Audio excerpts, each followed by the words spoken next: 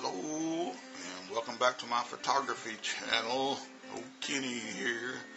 Hope you're doing okay. Had a few things I might want to talk about today, but don't forget, I got Adjust My Mood music, guys. Some acoustic guitar today. Yeah, I hope you're doing okay. Hope you've been out taking some good pictures. The weather's been hot here, so I haven't, and the customers, sometimes you have customers, sometimes you have models, and sometimes they just disappear. And when it's hot, nobody wants to get out. But today I thought I'd talk about the location shooting again and some things to avoid. Remember, we have this artist thing, and our subject is our pristine goal, our target, our model or the customer. Now, when you shoot inside in the studio, like when I set up out here, everything can be perfect. We'll have a background of some kind, we'll set the lights up, and perfect, no problems, usually. But on location, everything changes when you're on location.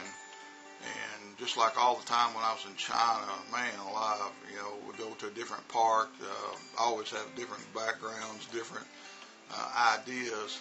And coming back to America, you find out it's no different. But there's things you need to do on location, and avoiding distractions in the photo. There's nothing worse than if you go out on location and take a couple hundred photos, whatever it is, and you get home and you're going, oh man, she looks great, or they look great, whatever, but man, the background, didn't see it. So you got to, when you're out on location, you got to be aware of your surroundings, and you got to know when to take a shot. If you're shooting inside a mall, be careful of the lights. Be careful of anything behind your target that can take away from them. Now, as you know, if you've watched a few of my videos, probably, I'm big on including the environment. I not necessarily want to shoot at f8 or f10. I don't want to make a true blue environmental photo unless it's a landscape, but when you're out with, you're shooting a model or whatever, if you're in the environment, you need to show some of that environment. You need to tell a story.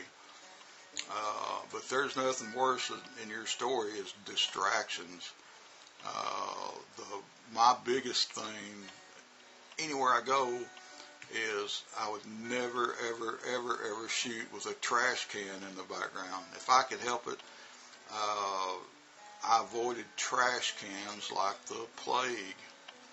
It just looks terrible in the picture. You got this beautiful girl or whatever, and then a goddamn overflowing trash can in the background. So I really, really learned how to get my shots and avoid a trash can. And if I did find something I didn't like, I just get my clone tool out. I like using the clone tool, it's fun. And I just do. Okay? So avoid trash cans. Avoid anything directly behind your subject, like a tree or a stick or a pole or something like that. Don't make anything looks like it's growing out of your subject. So be really, really careful about that, because all this stuff takes away from your photo. Remember, you're out there to shoot that model or shoot your customer, and they are the subject, and you want all eyes on them, basically. So avoid anything that might, tree branch, anything that might looks like it's sticking out of their body. Avoid that at all costs. So we got trash cans, we got things that's sticking out. People, there's nothing more distracting than people in the background also. Now, I learned, like I say, I learned real quick how to use my cloning tool when I needed it. Now, in China, when we were shooting in the parks, just like here in America, there are times that the people are part of your environment. And if I got you over here on one side, and maybe I got a scene, people dancing, or there's a reason sometimes to put people in a photo. But when you're just randomly shooting portraits and you got people around you, you need to just wait until the people are gone. And sometimes you may have to wait a few minutes, until you get a clear, undistracting shot. Because if not, here you are again, you're probably going to get your cloning tool out, or it gets, and get rid of that distraction. You don't need that distraction in your photos. Don't take away from your subject ever. There's other little things, distractions. Be aware of anything in the foreground.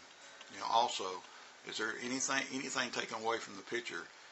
Or if you're shooting a model out there, 20 feet away from you, and you got a plant or something right here, and it's not going to be in focus when you draw down. You may not even know it, but be really, really, really aware, guys, of your surroundings. Okay, avoid all distractions. Try to avoid anything. Also, if you're shooting back toward a bright light and your subject's going to be dark, make sure that you're prepared for that. You don't want to boo-boo up a whole photo shoot by doing that. Be really aware of them squinting their eyes and all that kind of stuff. We'll talk about this in another video. I'm going to get more involved with some composition thoughts for you. But anyhow, go out and shoot today and see how well you can avoid distractions. Take your wife or your best friend or whatever, and go out and shoot in an environment, a park or in the woods or whatever, and see how well you do that. Okay, practice makes perfect. Anyhow, distractions. Don't deal with them. It's too much trouble. Okay. Have a great day. Talk to you later.